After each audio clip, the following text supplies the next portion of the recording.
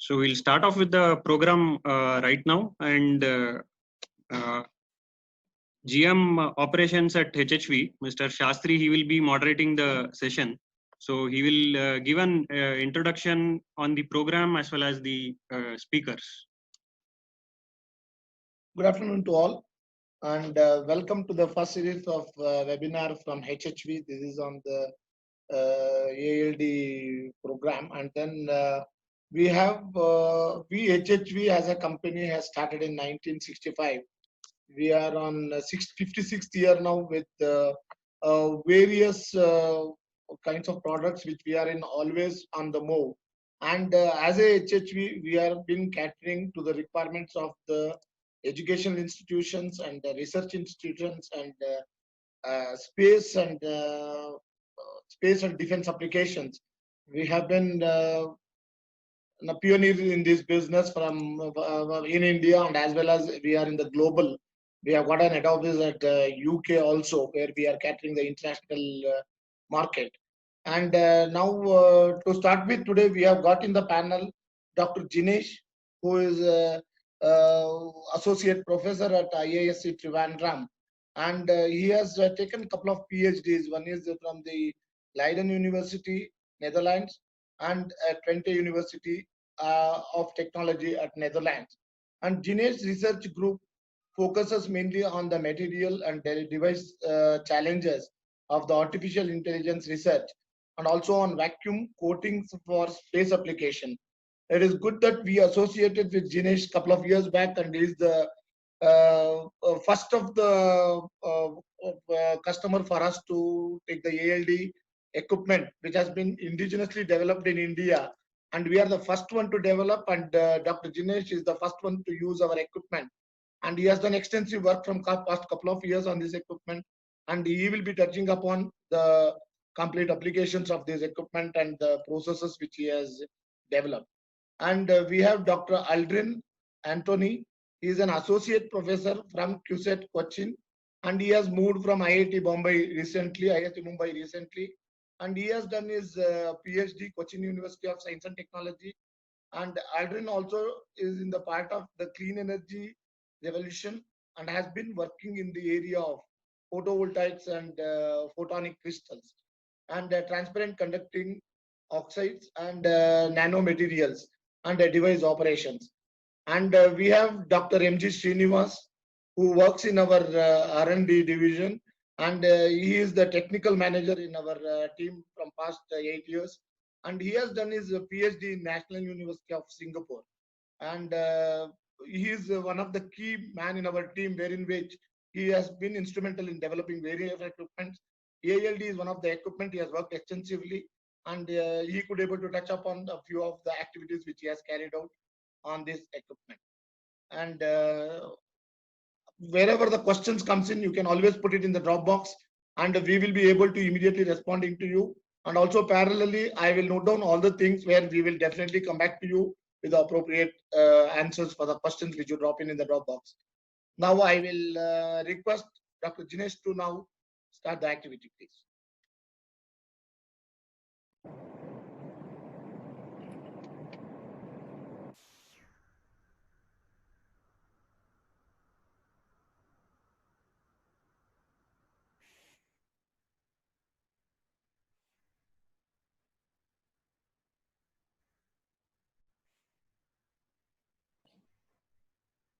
So, hello everyone. I hope I'm audible to all of you. Yeah, Jinesh. Yeah, okay, that's fine. I see a couple of messages here that there are some problems with the audio. So, yeah, first of all, thank you, Dr. Srinivasan, for inviting me to give this short presentation here. I will be basically talking about atomic layer deposition from a little bit of application side, where I was working in Philips Research, for example. We are working on a project on atomic layer deposited materials for high density capacitor applications. So we'll start from there. We'll start from an application, and then for people who are not really familiar with the ALD, we will slightly go to go to the working of the atomic layer deposition also. So the title is basically atomic layer deposition from materials to applications. So we'll be covering a little bit of applications and materials that can be developed by ALD. So yeah, I mean, usually I do this when there is a problem with the mic and the video. This is my research group. I'm basically working in the physics department of IIST, Indian Institute of Space Science and Technology. My research group is called Electronic Materials and Devices. So basically, we are working on electronic materials, developing materials for electronics applications and devices. Mainly, we are focusing on thin film electronics, especially thin film transistors and memory devices. For example, several types of materials we develop, and quickly to show something, we are working on memory devices, resistance memory or resistive memory, ReRAM, resistive random access memory. And we are also working on a little bit on neuromorphic technology and artificial synapse. We are also working on thin film transistors. These are the areas where atomic layer deposition comes very important. And we are also working a little bit on the microscopy level. So just to start with some introduction, which is familiar to most of you. We are here dealing with Moore's law in the technology. So basically, today in this year we are having almost 4 billion transistors per IC. We know that we are actually not coping up with the Moore's law. We have a slightly different slope here. And that is because of the process technology. New processes are coming up, and slowly we are actually catching up again here with the Moore's law, parallel to Moore's law. So the slope is indicative of the developments in the process technology, and that's what we are talking about. So we know that the shrinking of the transistors and how it is happening. I don't have to explain to most of you because you are all from backgrounds of applied science, engineering. Also, since we are working in the evolution of memory technology, we know that in 1956, this is a 5 MB hard disk which is being shipped by IBM, and that's again getting into an aeroplane. At that time, it was called a supercomputer. 5 MB was a very large data. But at the same time, after 60 years, we know that we have almost 256 GB on our thumb. So that is the development of technology here. Again, thin film technology, which is coming up. And my talk is mainly dealing with this machine, our cell phone. We know that there's a lot of happenings in the cell phone area also. So one of the applications I am actually showing here is again the miniaturization of cell phones. Not just a miniaturization of cell phones. Here, the size of the cell phone is actually coming down, but the functionalities are increasing. We know that nowadays we have watches, advanced watches, where we have communication, entertainment, health monitoring, information like in internet. Everything is already incorporated on a small area of the watch. So this is where Moore's law actually getting modified. Moore's law basically says that the original Moore's law says that every year the number of transistors double, and the modified Moore's law says that almost every 2 years the transistors on an IC doubles. So this reduction in the size, at the same time the enhancement in the functionalities, that is where Moore's law is modified, and that is where something called more than more. So it is not more is not enough. We have something called more than more is coming up, because we have passive integration there. Passive devices like inductors, resistors, and capacitors are there. They are actually not integrated into an IC. They are actually outside the IC. So if you want to integrate that, if you can integrate those devices also into an IC, then that will be revolutionary. So that is the actual miniaturization. So that is called the more than more concept. And ALD is a very important or an inevitable tool in that aspect. That's why I'm actually coming into this particular topic. So how ALD is helpful here, I will just show you in a couple of minutes. So if you just cut open a mobile phone, it's an old mobile phone already. You can see in the RF part we have almost 50 decoupling capacitors, and in the baseband part we have almost 80 decoupling capacitors.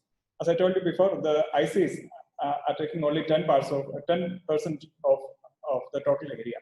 So shrinking integrated circuits again does not mean that the entire circuit is going to shrink.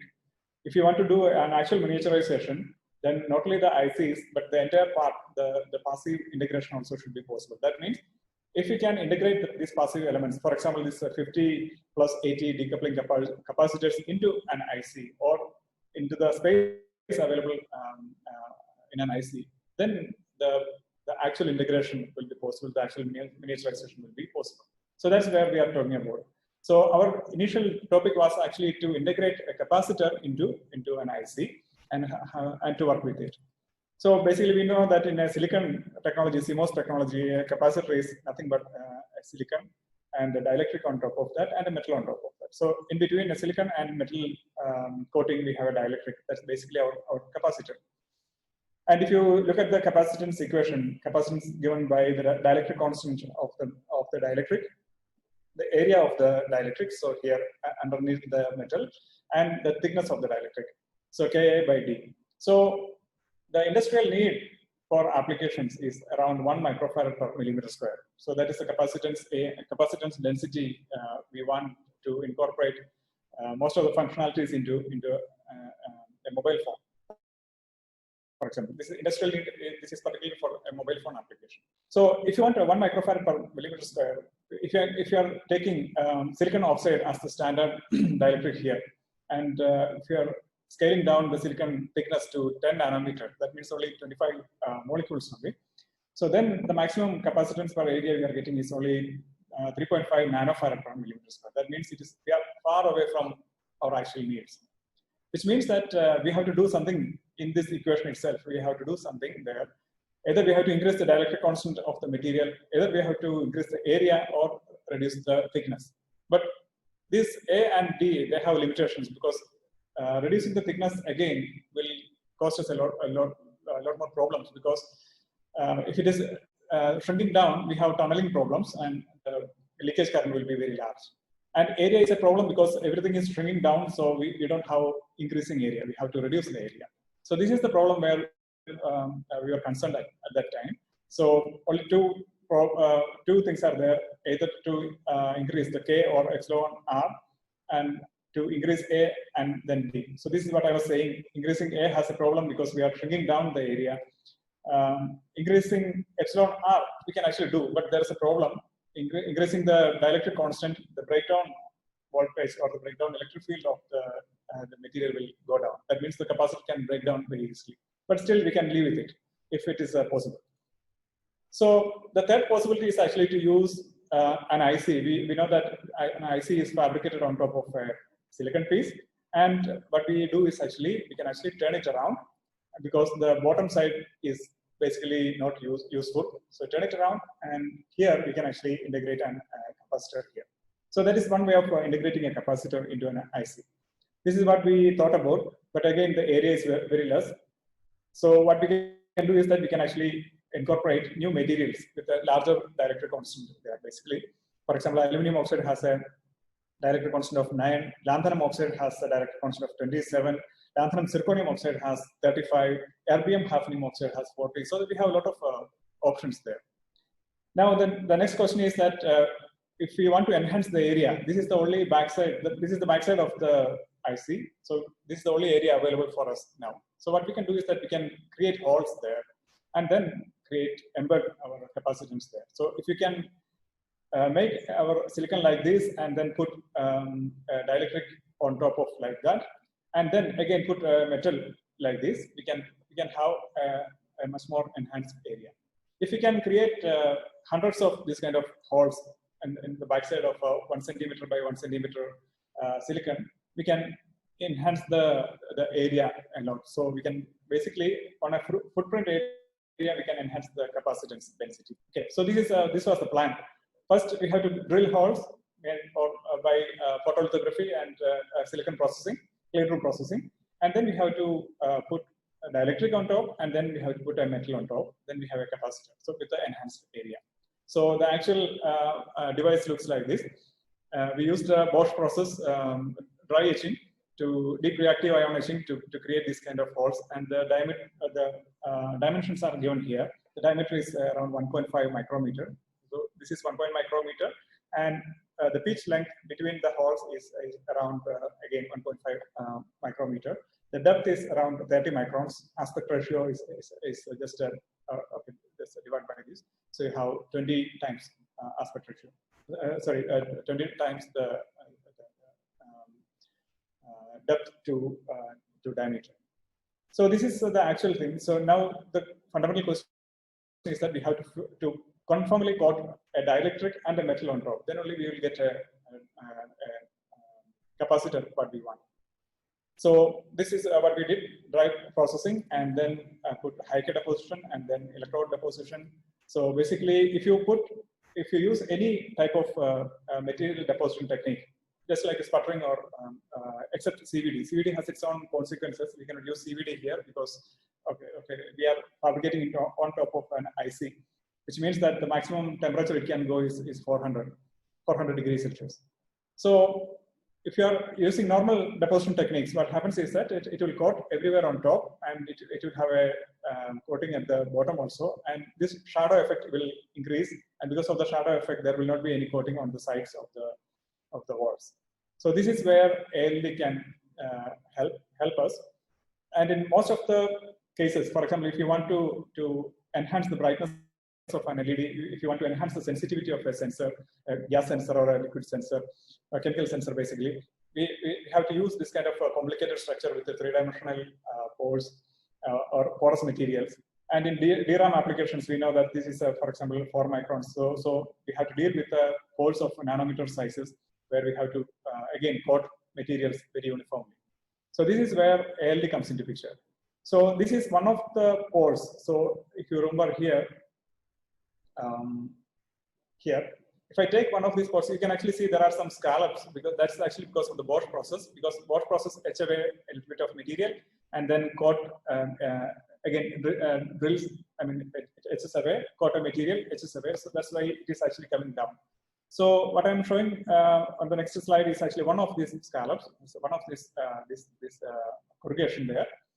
So that is this one. So you can actually see that we coated, this is the background is silicon.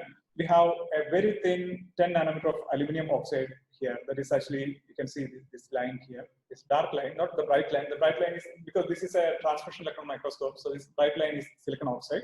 So there's a dark line here, that is 10 nanometer of aluminum oxide, and a little thicker 30 nanometer of titanium nitride. Not 30 nanometer, slightly thicker titanium nitride is here. So aluminum oxide is the dielectric, titanium nitride is the metal-like material, conducting material. So we have a very conformal coating here. You see, even where there's possible shadowing effect, we are getting a very nice and very uniform structure, very uniform coating there, extremely uniform coating. How does ALD do that? That's the basic question. ALD is nothing but a gas surface-assisted reaction, just like CVD, but slightly modified. So what we have basically here is that we have a chamber here with a low vacuum. It's not a high vacuum, it's a low vacuum, maybe 10⁻² torr millibar, like that. That's it. So we don't have to go to high vacuum anymore. So this is a low vacuum chamber, and this is a shower head, basically to diffuse the gas inside. And we have a substrate.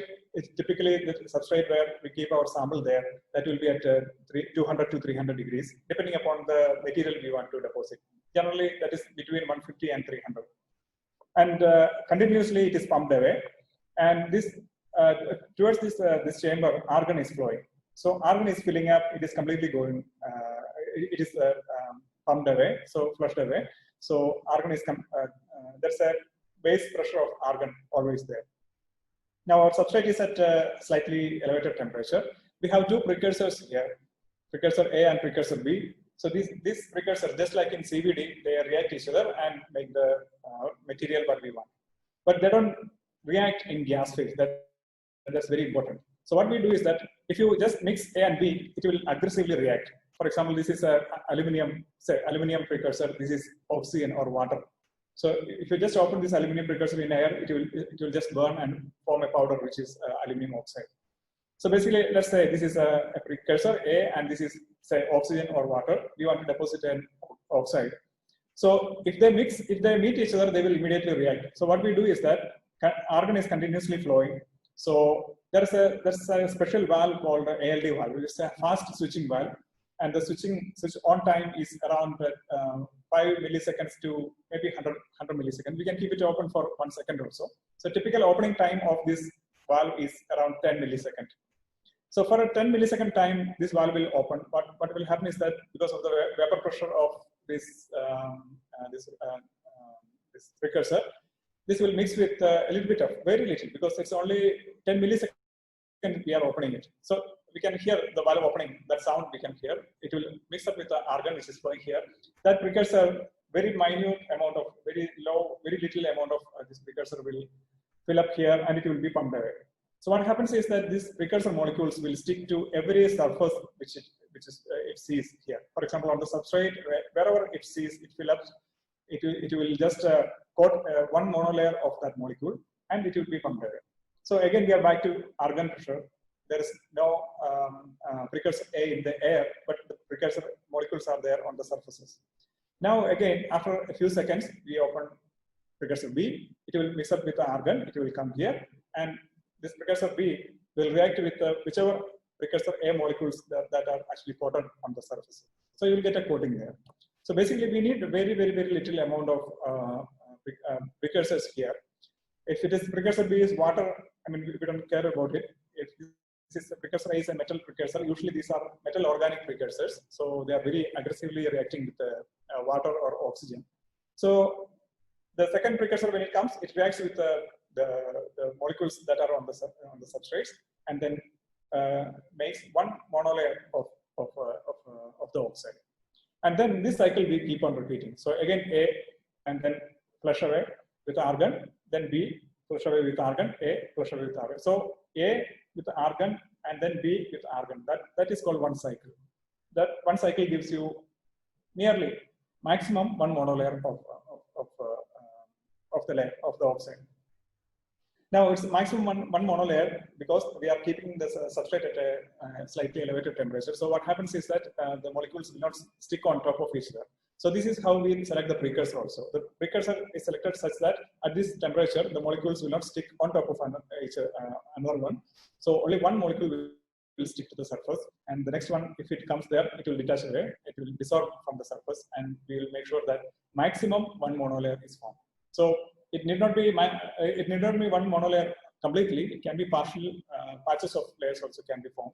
But in due time, it will fill up, and we will get after several cycles, we will get a nice layer. So this is basically like that. So the substrate molecule A is coming, and they are actually flying on the surface. They will keep there. Now the rest of the molecules will be flushed away from so that there will not be any molecule in the gas phase. And then what happens? You oxidize it. That means oxygen or water comes in, and you keep this layer multiple times by cycling it. So everything is automated, so you can actually give 100 cycles or 1,000 cycles depending upon the thickness you want.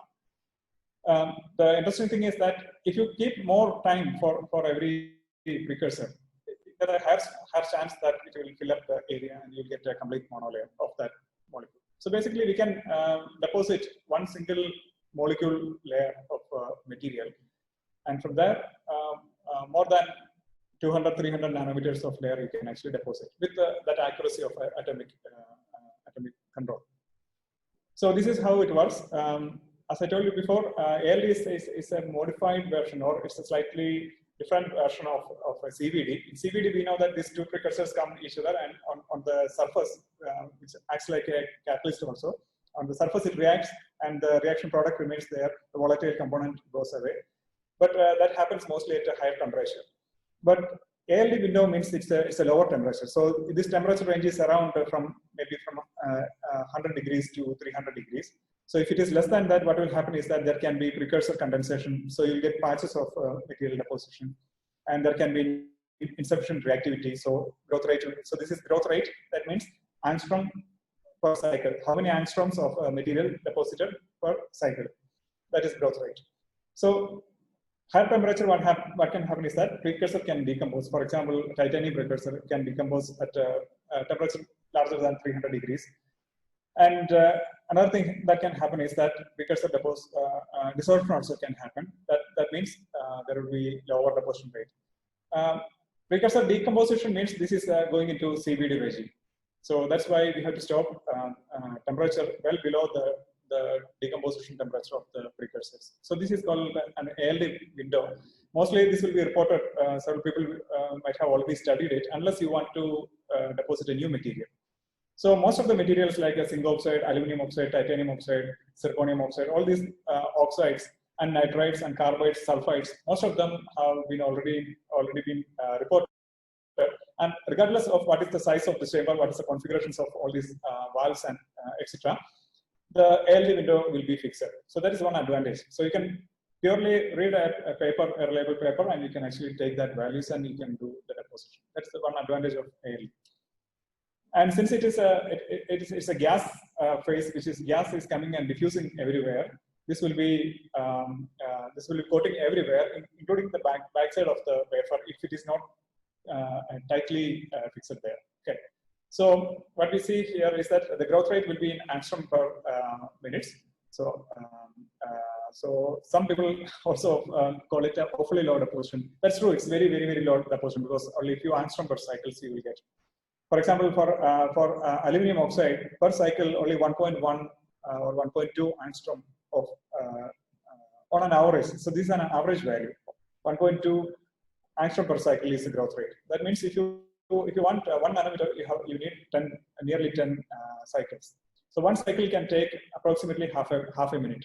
So you can actually count the time. That is actually one of the drawbacks of this deposition technique. Okay. So this is an example here. Suppose we want to deposit aluminum oxide, we take a precursor called trimethyl aluminum. This is the most known precursor for aluminum aluminum oxide deposition. So aluminum with the three CH3 group, three methyl groups. So trimethyl aluminum. If you do with if you just expose to moisture, what happens is that hydrogen will be added here. So it will fly away with as CH4 and aluminum oxide will be formed. This is not a balanced equation. You can actually use, for example, 2 molecules and 3 water molecules. You can have a balanced equation here. So basically, trimethyl aluminum reacting with water will give you aluminum oxide and methane.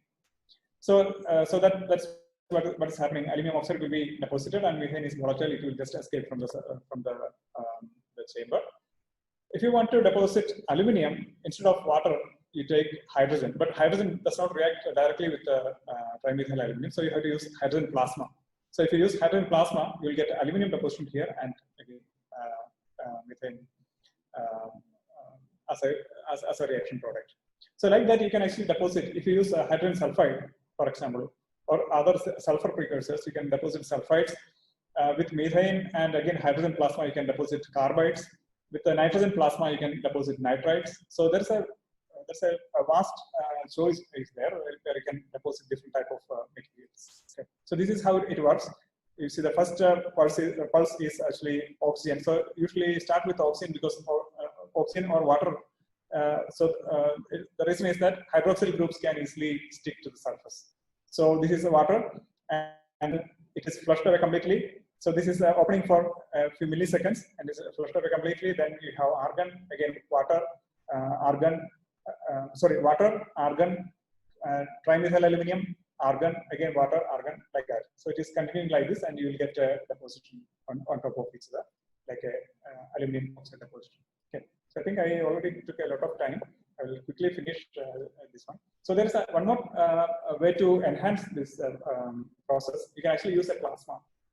Plasma is not applied on the precursor because precursor, we don't want any dissociation of the material precursor. We just use plasma to create more reactive species of the oxidizing agent. For example, hydrogen plasma or nitrogen plasma or oxygen plasma we can use, and the deposition will be much more uniform. It will be much more reliable. It will be defect free basically. So plasma ALD is a second level of atomic layer deposition. Okay, so it's a self-limited deposition. That means it limits by itself one monolayer. That's it, and it doesn't grow two monolayers each other in an ALD mode. That's important. If the temperature is low, there can be droplet formation. But if the temperature is within the ALD window, one monolayer of molecules are deposited, and on top of that, with a different cycle, we can deposit more and more. So that's why it is called self-limited deposition technique. So you will not get any agglomeration anywhere. So this is another example where we deposit again aluminum oxide. You can see this is silicon, aluminum oxide, titanium nitride. So this is one capacitor, and titanium nitride, aluminum oxide, titanium nitride is another capacitor. So with this, we could achieve 100 nanofarad. Still, we are far away from the technological needs. But okay, I'm skipping this. These are the structures because we have to connect it parallelly to get the maximum the total capacitance. And we did one more thing. We added again one more layer, so you can actually see multiple layers. You see how accurately this is the edge of this edge is this one silicon edge, and you can see that even there it is uniformly coated. And the side is this figure. You can see the scallops with 100 nanometer resolution. You can see how many layers are there. And at the bottom side, this is the cross section. You can see all the layers are equally spaced, and this is on top. So here, so you can see all parts. It is equally and nicely, conformly coated. Okay. So with that, in 2008, actually we achieved world record capacitance density in that one, and it's now used in NXP chips actually already. So this kind of trench capacitors. So I'm just skipping quickly. We used instead of aluminum oxide has a dielectric constant of 9, but we can deposit higher dielectric constant material like lanthanum oxide. Lanthanum oxide is very water sensitive, moisture sensitive. So you add a little bit of zirconium in it, and it becomes stable with a large dielectric constant. So lanthanum precursor is the lanthanum K3. Zirconium precursor is tetrakis dimethyl amino zirconium. So we can actually use different precursors and pulse it multiple times. We can actually make a compound there. For example, if lanthanum and zirconium is 1:1, you pulse lanthanum first, oxygen, then it creates lanthanum oxide one layer, monolayer, then zirconium, oxygen. You will get this will be mixed up, and you get lanthanum zirconium oxide layer.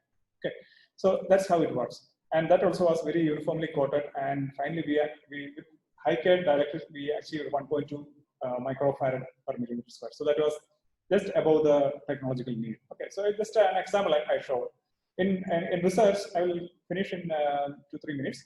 In research, we can actually use this for a lot of other purposes. For example, you see nanoparticles are there. We can actually coat, this is iron oxide thin films coated over zirconium oxide nanoparticles. This is aluminum oxide coated over PMMA granules, and then you can actually heat it, anneal it, and then you can evaporate the PMMA, and you will get shells of aluminum oxide. This is again anodized aluminum oxide, and then iron oxide is deposited inside. You remove the anodized aluminum, and you will get nanowires of nanotubes of iron oxide. These are reported from various papers. I forgot to put the references there. This is another example. You can actually deposit multi layers of materials. It's called nanolaminates. So every layer will have the order of from 1 to 10 nanometer thickness. So you can very conformably coat this kind of layers. Also, ALD has one problem. The problem is that it has to stick to the surface. The molecules have to stick on the surface, which means that the surface should facilitate the molecule to sit there. But for materials like carbon nanotubes and graphene, its surface energy is so high already that so low already that it acts like hydrophobic. So these molecules, for example, water molecules or TMA molecules, they won't sit on top of these materials. So what happens is that we have to functionalize it, either using nitric acid treatment. Like that, we have to functionalize it, and then we have to create a little bit of defects in between. Then we can actually coat any material with ALD. Otherwise, if you take a piece of graphite or graphene or a carbon nanotube, only at the edges it will coat, because that is the place where molecules come and react. So, two quick examples, we have also grown. For example, we deposit zinc oxide as a thin film, and then we put it into a CVD reactor. What happened is that we got grasses of a very uniform grass of zinc oxide nanowires. So almost 25 micrometer long and around 100 nanometer of thickness. Okay. So if you got, for example, another application on silicon nanowires, if you are coating zinc oxide, 10 nanometer of zinc oxide, it will coat conformally. For example, if you take this grass and put in a ALD reactor again and coat aluminum oxide, it will coat everywhere uniformly on each and every grass basically. So if you do that on silicon nanowires and coat zinc oxide on top, what we will get is that we will get enhanced field emission from there. So we can actually use it for several applications like electron sources for microscopes, etc. Okay, so I'm skipping some of these things because we don't have time. Enhancement in the solar cells, solar efficiency. For example, tobacco mosaic viruses. There's a paper on nanoliters in nanoliters. Tobacco mosaic virus we can take and put ALD on top of it. So you can actually coat with ALD because that is used as a template for creating nanotubes. Okay, so follow titanium oxide nanocylinders you can get from there. So another example, tooth, artificial tooth or real tooth, you can actually protect with protective coatings. This is a tooth coated with a 42 nanometer of titanium oxide, and then treated with phosphoric acid. We know that most of these energy drinks or this carbonated drinks contain phosphoric acid. So you can see that this is showing without any ALD coating, it shows decay chances, and with coating, it is actually protected. Okay, so graphene, it's one of the major developments here. There are very few reports saying that you can actually deposit graphene using atomic layer deposition. That's actually using benzene as a precursor and hydrogen plasma. You can actually create graphene there. Okay. So a lot of scopes are there basically. So we procured one atomic layer deposition system from Hindhai Vacuum. This was the original design of HSV, and then we actually wanted to coat on ball bearings for space applications. So the size of the chamber was not sufficient, so they were kind enough to make it into a larger chamber, and we installed it in last May, so it's more than a year now. And we deposited aluminum oxide. This variation in the color is because of a shadow effect. It's actually, we checked, it's all less than 1 nanometer variation all around it.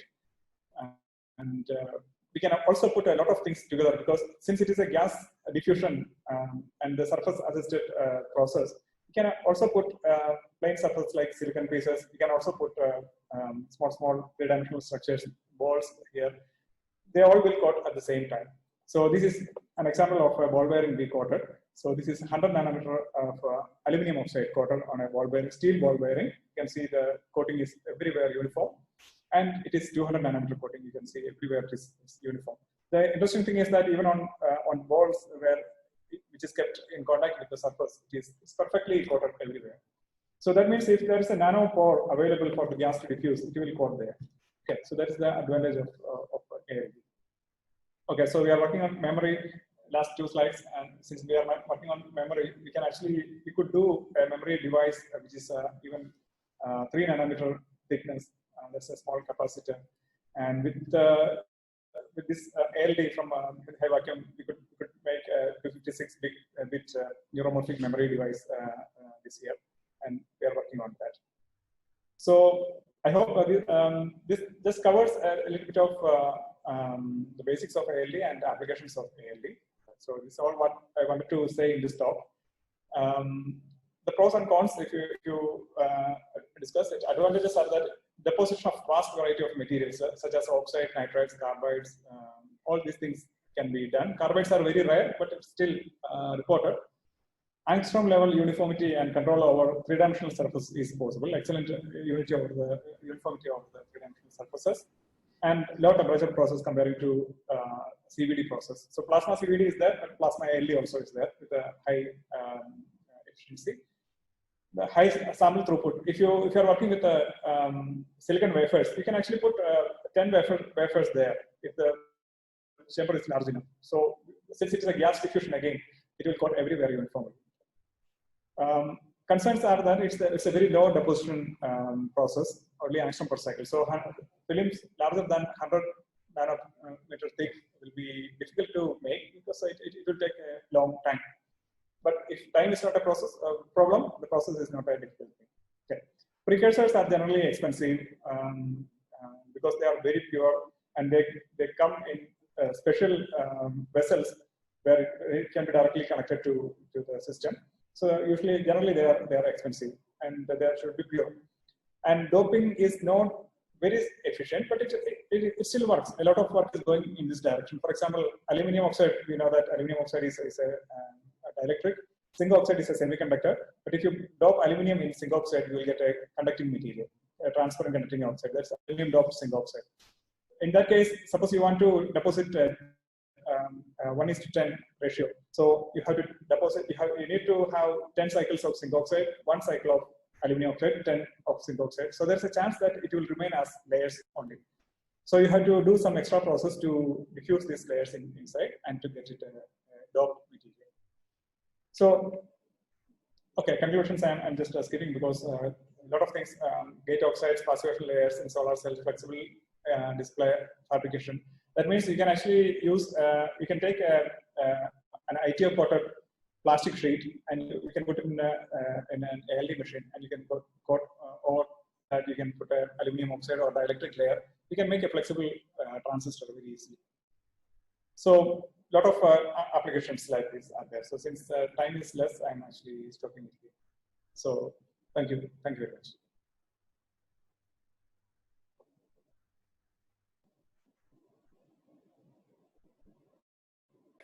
So it is good that my friend Jinesh has talked a lot on the different aspects of ALD deposition and what are the challenges that you could overcome also by tuning the process parameters and etc. It was a very interesting talk, and thank you, Jinesh, for putting everything together. And I think my work on, I don't need to go to the basics. I can just go to the brainstorming of what are the things what are happening in the photovoltaic industry and also in the photovoltaic research. I would try to cover some areas in a very, very quick way.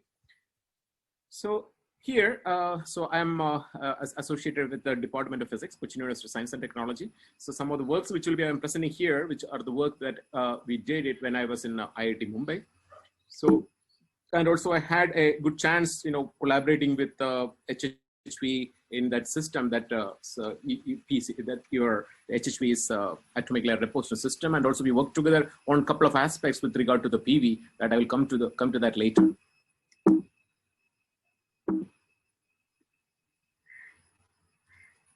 So these are the outline of the talk, which will be, I'm just hitting on what are the main uses that ALD is used in the photovoltaics. Like basically it is used for surface passivation. And so that is basically for the crystalline silicon solar cells. And also it is also used for nowadays for the condensate solar cells, also for passivation of the surfaces, the condensates. And then move on to some carrier selective conducts, which are like a passivating conduct, sometimes it is called. And then the buffer layers and the transfer conducting oxides, 2D materials. I'm not going deep into what are the deposition things, but I'm trying to showcase what are the different fields in which in the photovoltaics areas in which the ALD is being utilized.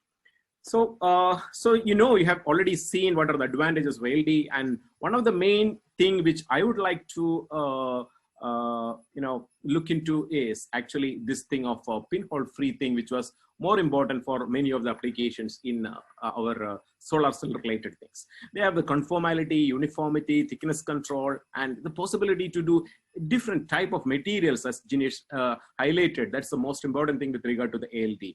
So nowadays it's like any type of materials that you could deposit with the atomic layer deposition.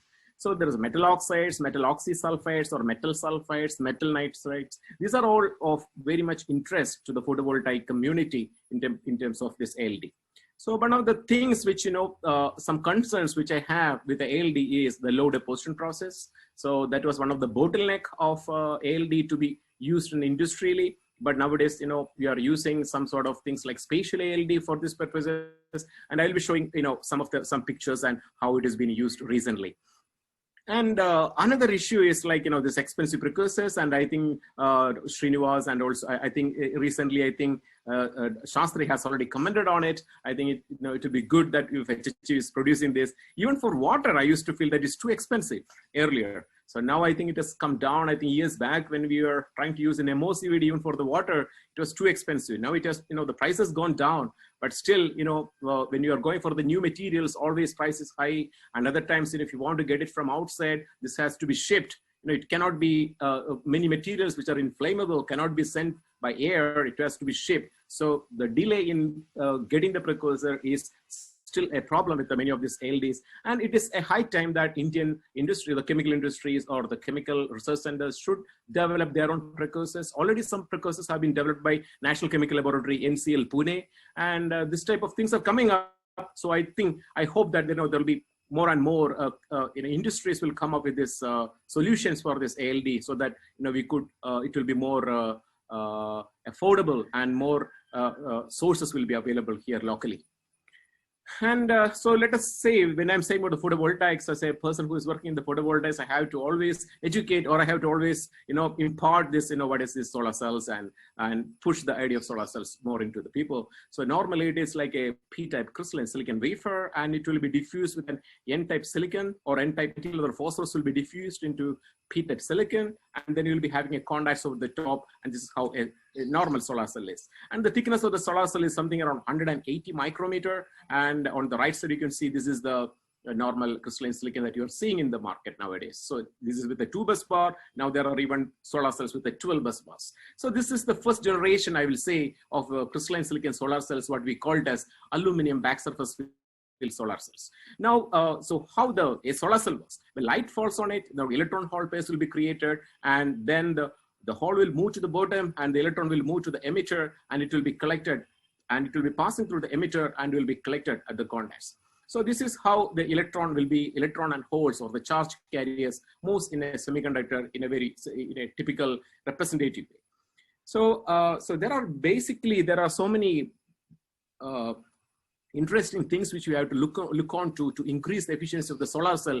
And most important thing is there is the bare silicon surface has many surface defects. So this is something which we have to address. So when that is what do you mean by surface defects? On the surface of the crystalline silicon, there will be a lot of the silicon bonds which are not completely filled, that we called as the dangling bonds. So when there are dangling bonds existing in the silicon, then this will be acting as a recombination centers, and basically that is Shockley-Reed Hall recombinations between the bands. So this will lead to a lot of recombination, which will reduce the carriers which are not collected in the contacts, but it will be recombining inside the cell or at the surface. So we are not able to extract these carriers, and that will lead to losses in the current of the solar cells.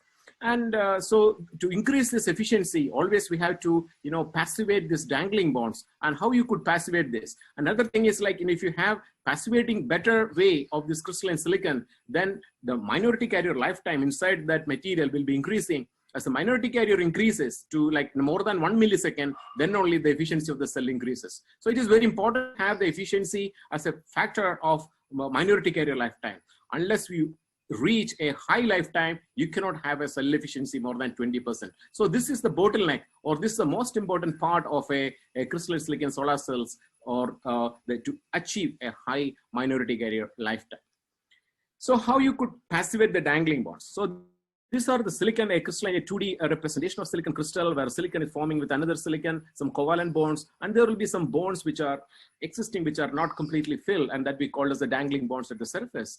And so if in order to limit or to remove this type of dangling bonds, there are two ways of you could come forward, and then what is called as a surface passivation. And surface passivation can be done by either two ways, that is one chemical passivation, or by the field effect passivation. So what is this chemical passivation? So in chemical passivation, what we do is we will be depositing a material or a dielectric so that it will be completely filling, or it will be forming bonds or covalent bonds with the silicon atoms, and you won't be having any dangling bonds left. And it is very challenging to have dielectrics to completely fill this dangling bonds, that we normally measure it on the basis of DIT values. That is the defect interface density. And as the minimum value of DIT values that you're getting, then you have the less recombination centers. So the challenges in microelectronics or in the silicon industry will be to limit this DIT values the minimum as possible. And so in chemical passivation, how you'll be doing it? So this is actually a silicon done with an amorphous silicon. You could see that there will be, bonds are, it's not in a straight line. So, but here there's another process which we had done with an amorphous silicon with some hydrogen plasma treatments, which led to, very passivating very linearly, like you can see that clear edge bonding. And amorphous silicon is having a very particular nature because a lot of hydrogen comes from amorphous silicon that passivates the bonds. So let us see how this passivation come across. So you have this lot of surface defects here, and that is represented here, and this act like between the band gaps. So this will act as the recombination centers. So we put a dielectric here, and this dielectric will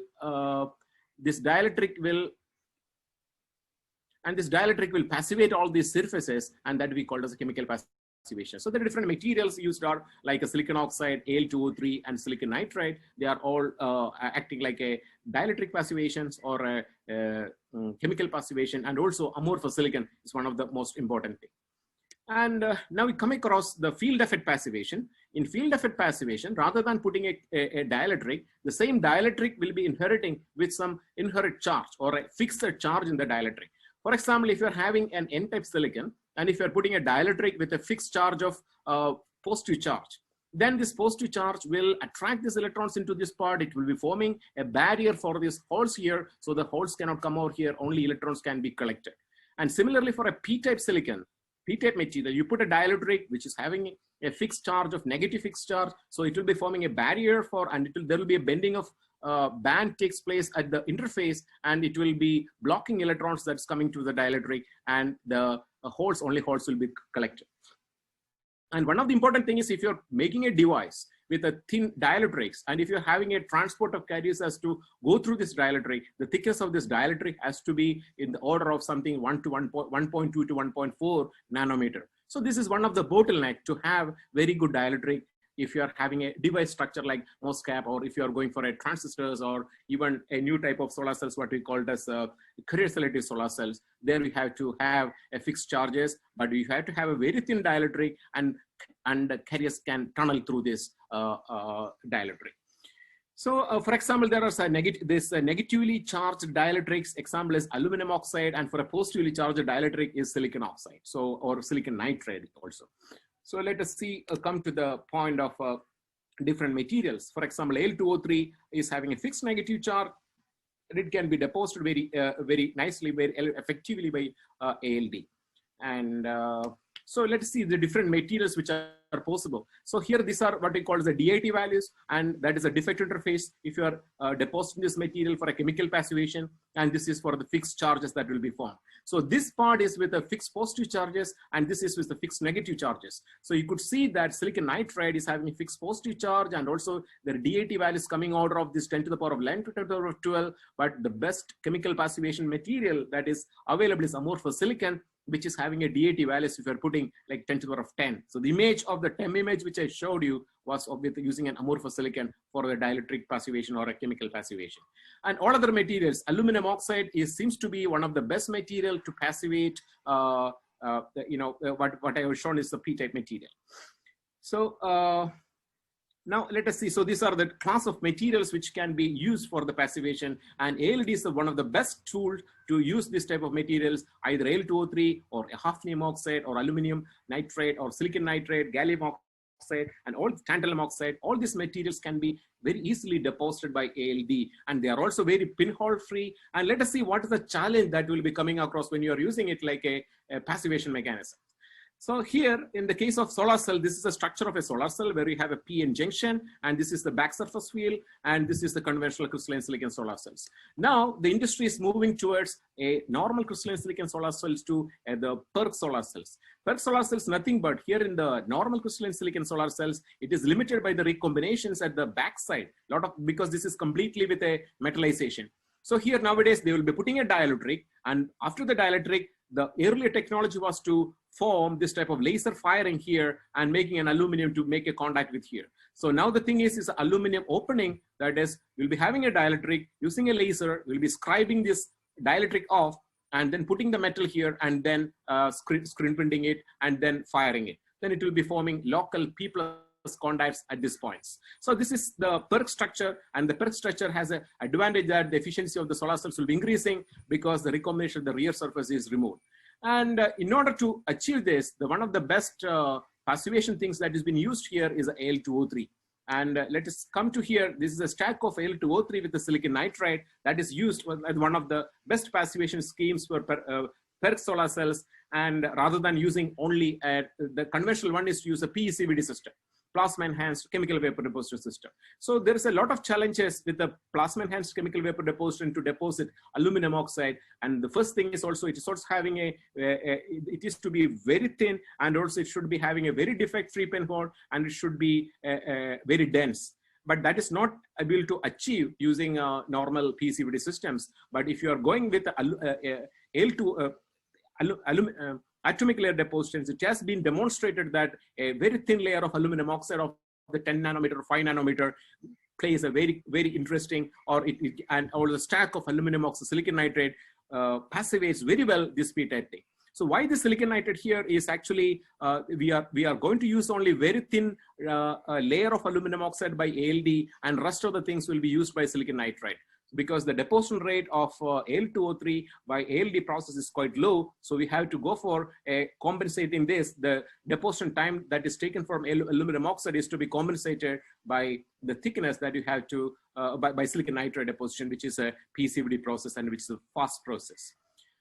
So, so recently this has been, one of the challenges was the throughput of this, or the deposition rate of aluminum oxide is very low, and recently it has been taken into a more industrial production line by the Chinese companies, for example, Jolitech, and there are Trina Solar. All these people have already shown a higher efficiency industrial production PERC solar cells. Now, rather than the PECVD, people are moving towards the ALD plus PECVD combination, and this is actually they are making use of a spatial ALD systems. In the spatial ALD, rather than the normal ALD system where the substrate is fixed, here you will be having a lot of nozzles, and the substrate will be moving to and fro here. So you have rather than alternative pulses, here the substrate will be exposed to the alternate precursor periodically. So that is how, rather than pulsing one by one, here you will be having a spatial ALD where your substrate will be moving to and fro, and you can achieve very high deposition rates.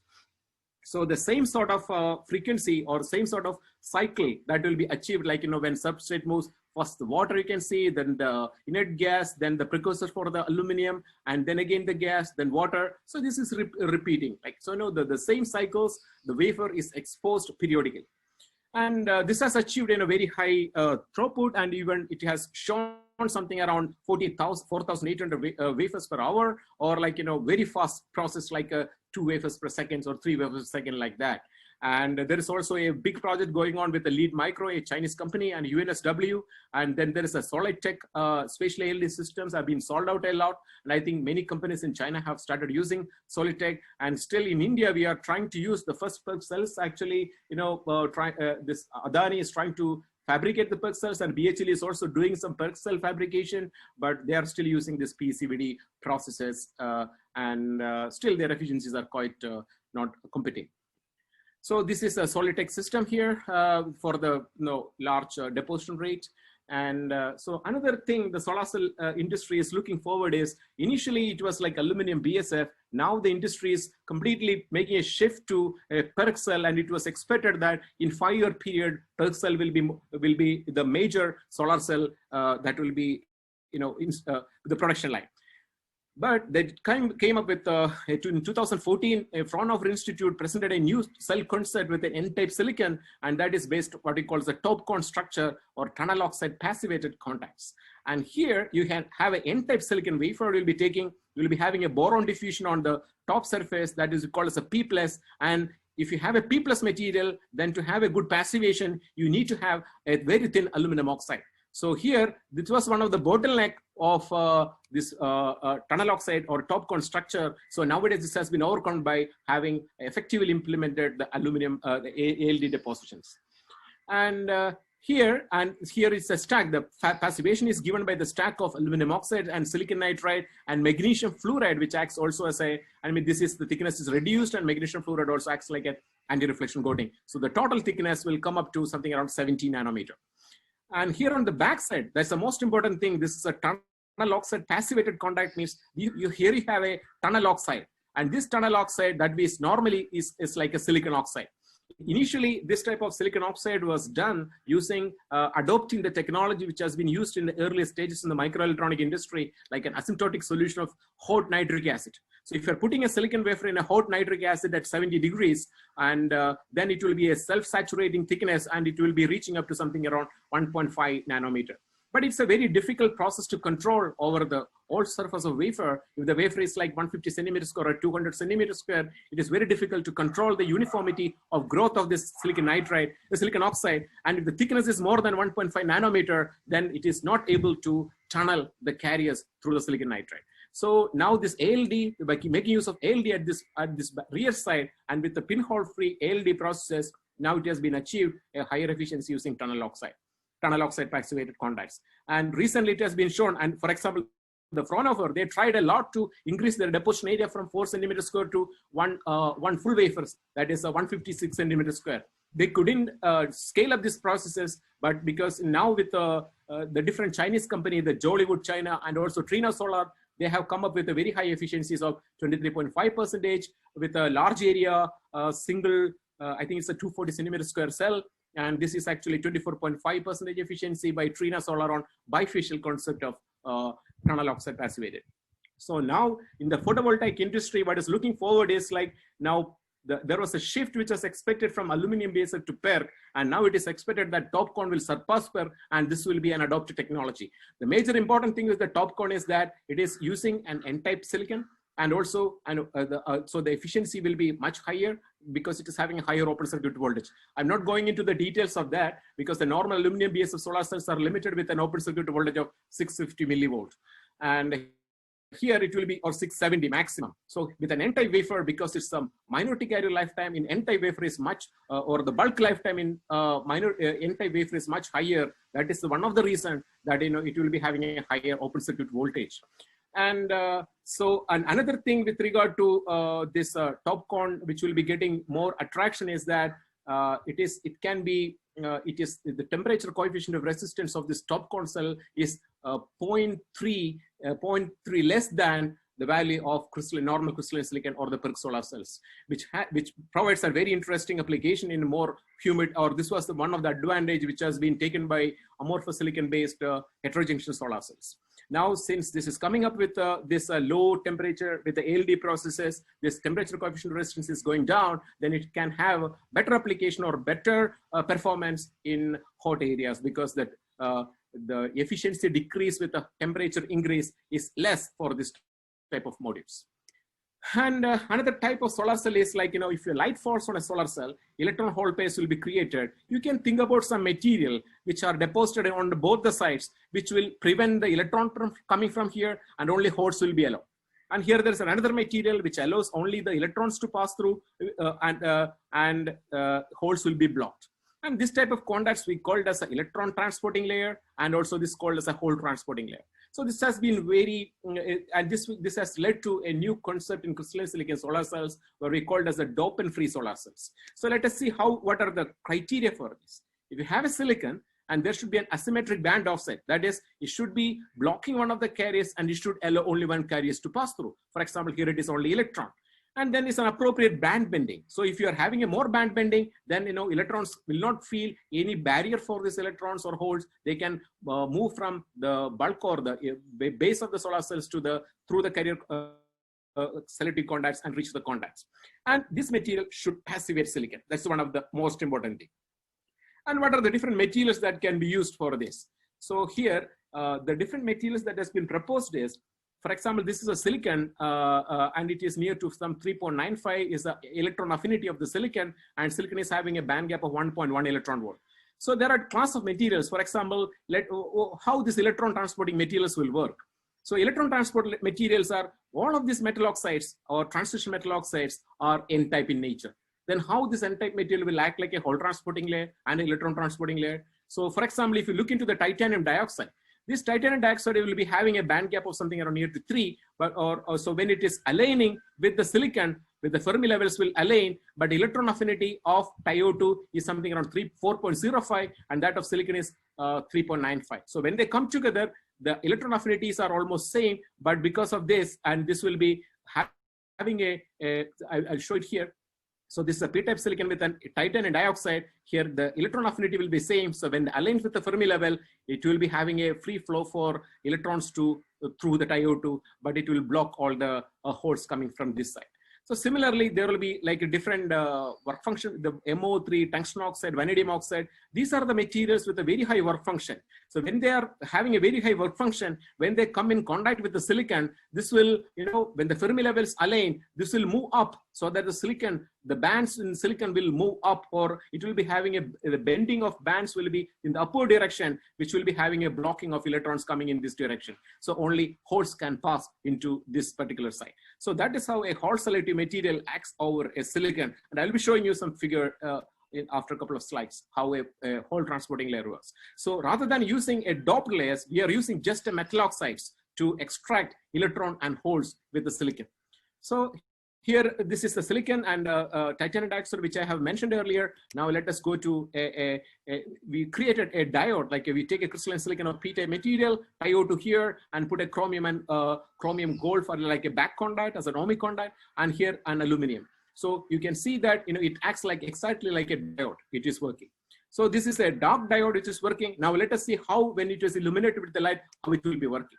So before that, let me see one of the important things with the titanium dioxide. If you are using this type of material for charge extraction, this material should passivate the silicon, and also it should extract the carriers. If you want to extract the carriers, the thickness of the layer should be minimum so that this electron transporting layer, electrons can tunnel through this material or can pass through this material. How it can be done?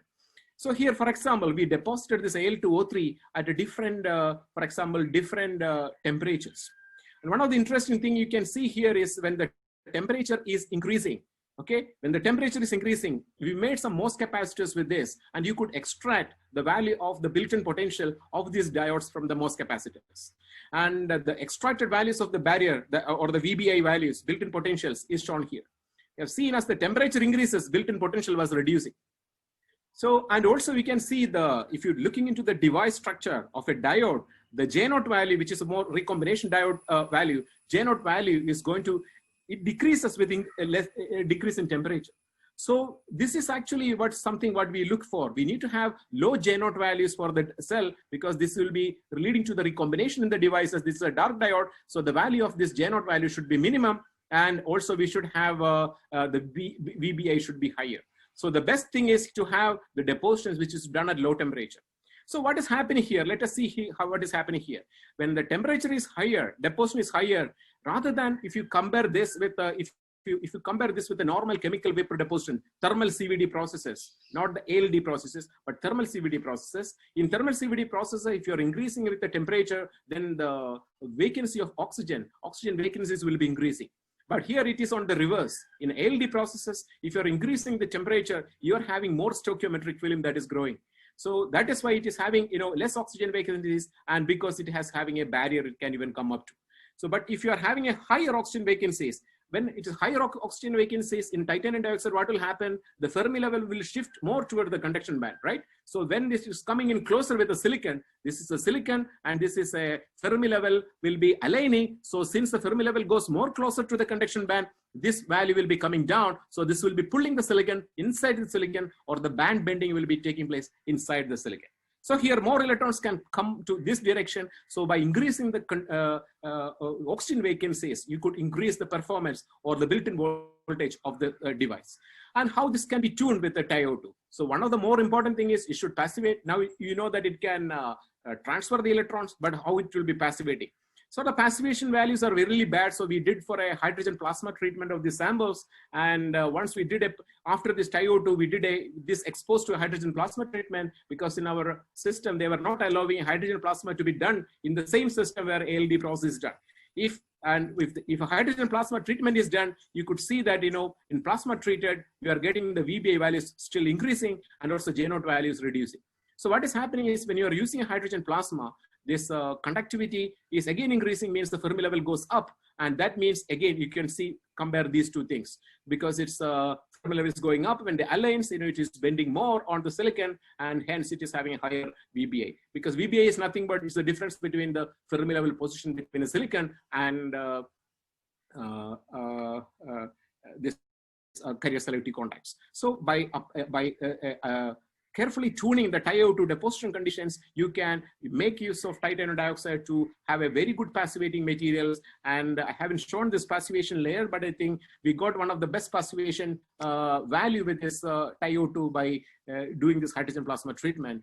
And if you are incorporating a hydrogen plasma into the same system, like Jinesh was saying that, for some applications, but if you're using this TiO2 with the hydrogen plasma, you can have oxygen vacancies. And another way to come across this thing is like carefully tuning the precursors. For example, oxygen vacancies, if you want to create rather than water, sometimes it will be better to use ozone. So if you're using ozone also, you create a little bit of oxygen vacancies by increasing the temperature.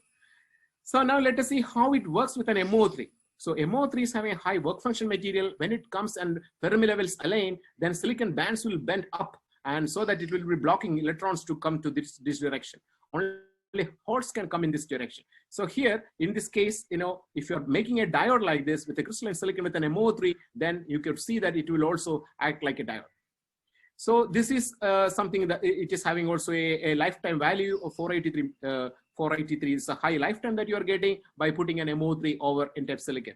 And this thickness is something around like 6 nanometers of MO3. And in the previous case, what we have done is only 4 nanometers of TiO2. So now we have an electron transporting layer, we have a hole transporting layer, and if you combine both this into a cell, and then you have an N-type silicon, MO3, and the TiO2 on the other side, then you can have a solar cell which is functioning, because this hole transporting layer will block the electrons and only allow the holes to come through, and the TiO2 will allow only the electrons and it will block the holes. And you could see a IV curve of the solar cells, and which was showing like some 9.5% efficiency. This is without any doping layer, it's a dopant-free layer. And so the same cell, when you are annealing it, then you are increasing the efficiency to 10.14 efficiency. Another thing is, you are still introducing some things between the silicon and TiO2. We are putting a lithium fluoride of 1 nanometer layer. That also, this is what by evaporation, but if you are putting by if it's possible, I think fluorine is very difficult to achieve, but if some sort of method we have to find. So nowadays we put this lithium fluoride by means of evaporation, and this increased the efficiency, or the current was increased, and then we can reach up to something value of 11.9 by putting a layer of lithium fluoride, because lithium fluoride is having a low work function material compared to titanium dioxide. Calcium also is a low work function material with regard to titanium dioxide. So that gives more, it removes some barriers which is coming between titanium dioxide and silicon, and which gives a very good electron transport as the current is increasing, basically. So another thing is like transparent conducting oxide for solar cells. So here, for example, in this type of solar structure, which I was explaining, there is an Aldrin, can you try to wrap up in the next 2-3 minutes? I think I have 2 more slides only. It's finished. Sure. Thanks. Yeah. Okay. So here, if you are looking into this N-type silicon, you have MO3 over the top, and there is IT over the top. Normally, this indium tin oxide is always deposited at a high temperature or at 100 degrees. If you deposit this type of TCOs over this MO3, then it will degrade the quality of the MO3, and the lifetime will change. So you need a very robust methodologies to deposit the TCOs, and this is the same for different strategies for a different type of solar cells. So it's a need of the hour to develop TCOs with a robust technologies or a soft deposition processes deposit over this type of carrier selectivity materials. And so another one is perovskite cells. What's the problem is with the perovskite cells, when you deposit if you want to deposit with a TCO, that will kill, the plasma will kill. If you want to have a TCO over the top, it will kill the perovskite. So we need to have an alternative method, and this ALD will be the right choice. And the same in CAGS cells also, if you want to have a buffer layer, and if you want to have a pinhole free for these layers, these chemical depositor layers, and you could use a very thin IZO, zinc oxide, by using ALD, because this is one of the challenge in the industry. And it's the same with the CZTS. One of the most difficult thing to achieve a better efficiency with CZTS is to have a pinhole free, because CZTS will be always pinhole. And so to cover it, you need a very good buffer layer over the top. And if you have a buffer layer using ALD, that will solve many issues with CZTS or kestrite solar cells. And for tandem cells, you can see that if there will be a silicon solar cell and over the top a perovskite. If you want to a tandem cell, you need to have a transparent conducting offset over the perovskite. And it is very difficult with the plasma processes. And we burned a lot. We burned our fingers a lot when we are trying to deposit with the plasma. And nowadays it's coming up with a zinc tin oxide as the top of the perovskites to have a contact over the top using ALD processes. And another branch is like 2D materials. It has been already shown by simulations that the tungsten sulfide with amorphous silicon can show very higher efficiency for solar cells. And it opens up a lot of new paths for photovoltaics to explore new materials. Thank you. ALD as a technique is quite old, but if you really see the percolation in the markets, there are some areas where the technology has grown significantly, mainly to do with the electronic industry. And now it is seeing diversification into a lot of areas. And within the market, if we see, there are a lot of people who have built their own ALD systems in lab, but the next scale of systems, if we look at those, are ones which are being used in the fabs. So in the middle segment, there was a lot of scope, and we wanted to again bring down the cost of the machine by doing manufacturing in India, which is what we have been doing for over past 5 decades now. And we got into this area of commercially supplying ALD tools to the various research applications, and also meaning further down the lane looking into pilot scale and industrial applications as well. So I'll briefly take you through our equipment configurations, and features wise, this part has been well covered in the previous presentations. These are the two configurations of reactors that we have. On the left, which is the standard system, is a cross-flow reactor. And like Jinesh had mentioned during his talk, we came up with this design based on discussions with him, based on his inputs and the feedback, that the depositions have to be done onto 3D objects. And you have seen some of those coatings during Jinesh's presentation. So the standard system, cross-flow reactor, is more useful for flat wafer type of substrates or other flat substrates. And the showerhead reactor is more suitable when we want to do depositions onto 3D objects. We can do onto flat surfaces as well. It's meaning in terms of the construction, it is more suitable for 3D substrates. And these are the specifications of the system. So in the standard model, we go up to 150 dia substrate, that's a 6-inch diameter substrate. And we offer 2 precursor lines as the minimum in the basic version, and you can go on to add the number of lines as per your requirement, going up to 6 lines. In terms of vacuum system, the pumping, there is the option of either going with oil pump or dry pump, depends on your application. We can support with both. And yeah, with regards to the valves which were mentioned, we use these fast actuating valves so that we can control the precursor delivery very precisely.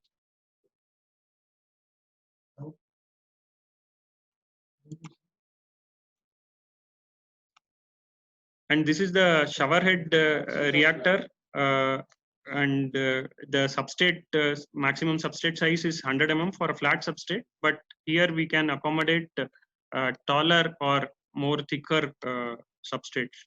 And remaining configuration is almost the same, wherein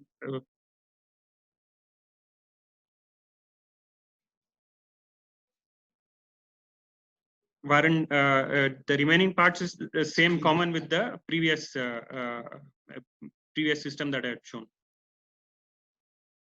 I'll just stop and reshare my screen. I think there is some issue, so I'll just.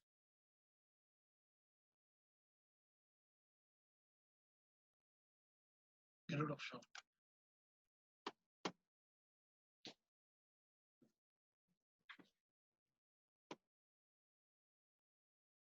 Perfect. Go ahead. Go ahead. Stage show.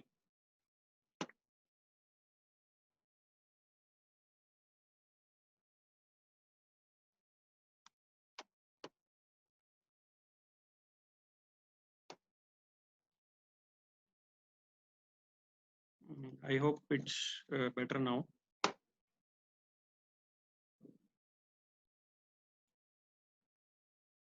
So this is meaning if you are looking at the 3D.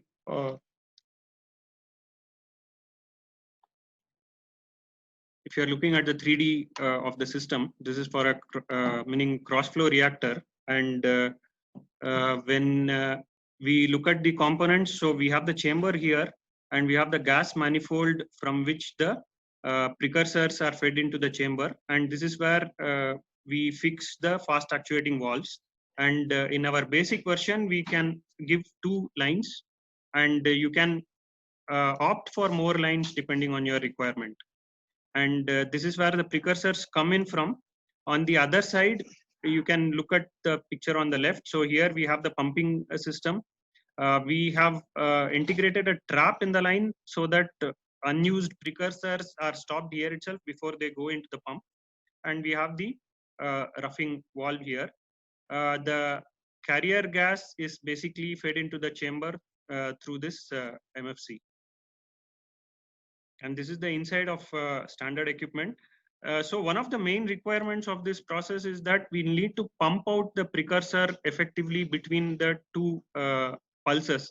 So we need to keep the chamber volume as minimal as possible so that we are effectively able to purge out.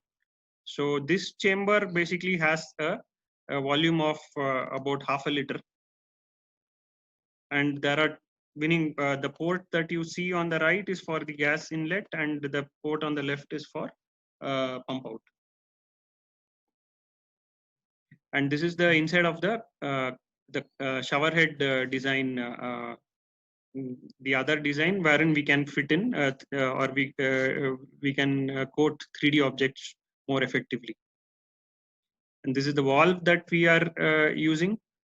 These are specially manufactured valves which we procure and integrate into the system, and they have a opening of less than meaning 5 milliseconds or less, and these are also heatable up to 200 degrees. And the other feature is that these are 3-port valves, and we have the purging inbuilt into the valve itself. So basically the purging happens from within the valve body itself, so that no condensation of or what we call a CVD process happens within the line. So CVD process happens when both the precursors or both the reactants meet each other anywhere in the system. So if they meet each other, or if they are present at the same point of time, they react meaning immediately, and then we end up getting precipitate. So the overall system design is made taking into account that we need to purge out one of the materials effectively before the next material is brought into the chamber. And these are the different configurations which we can use for introducing a gas precursor, a liquid precursor, and a low vapor pressure precursor. So this could be either a liquid or a solid. We also offer these bubblers in which we can load in the precursor material, or else we can directly fit the container in which the precursors are supplied to our system. And we have a needle valve in the line which acts as a secondary level of control for meaning controlling the precursor's partial pressure introduced into the chamber. So this is more of a schematic explanation. Can go with 2 lines, and you can opt for further lines going up to 6 lines. And amongst these 6 lines, 2 of the lines can be configured to take in low vapor pressure sources. The low vapor pressure source, we will need to have ALD valves coming both in the carrier gas side and in the exhaust side, which leads into the chamber. So we can accommodate up to 2 of these in our system, and we can fit in heaters onto any or all of the lines as per the requirement. And we have worked extensively with regards to the recipe, because one of the main requirements is to supply system with built-in processes. So we have a recipe established for aluminum oxide, zinc oxide, and titanium oxide materials and combinations of these. And currently we are working to build our database of recipes even more. And the software is through LabVIEW, and we have provided a graphical interface, mimic-based interface, wherein you can clearly see the various components, and you can also monitor the process as it goes along. Since this is basically a long process, it's pre-programmed, and then the whole process is automated. So you can just program it, and the system will ensure that your process is taken through and completed. So these are some of the data that I am showing, which were compiled based on trials conducted in our system. So we have done similar set of experiments for the aluminum oxide, zinc oxide, and titanium oxide, and we have compiled the data, and we also are integrating this recipe within the system. So it's only the recipe which gets inbuilt. The precursors will have to be purchased, and that can be integrated with the system. So that will be additional. And meaning even Jinesh had shown in his presentation earlier, we are able to get thickness non-uniformity as low as less than plus minus 0.5% when it comes to 800 cycles of deposition of alumina onto a 6-inch wafer. And when it comes to lower cycles, the deposition uniformity slightly degrades, and still the non-uniformity is staying within plus minus 1%. And we also have options of ozone generator now included in our system. So ozone can be used as a counter reactant. Water is one of the counter reactants for oxide. The other one is ozone. And we are working, or we have already set up the plasma ALD. Our test setup is done, and we are now working on building the commercial scale system. And we are now taking orders for plasma based ALD systems as well. So based on the trials which we have conducted on our test system, we will be able to build in recipes within the plasma ALD system as well. So these are the advantages of plasma ALD, that we can diversify into more materials without the need for having very high reacting precursors. We can generate nitrides by use of nitrogen plasma, and in addition to this, we will also need to have hydrogen plasma, because depending on the chemistry, for the meaning nitridation to happen, we'll need to have hydrogen plasma coming into picture in certain cases. A similar way, when you are going with oxides, you can go with oxygen based plasma, and this gives the option to work with a wider category of materials which have much better properties.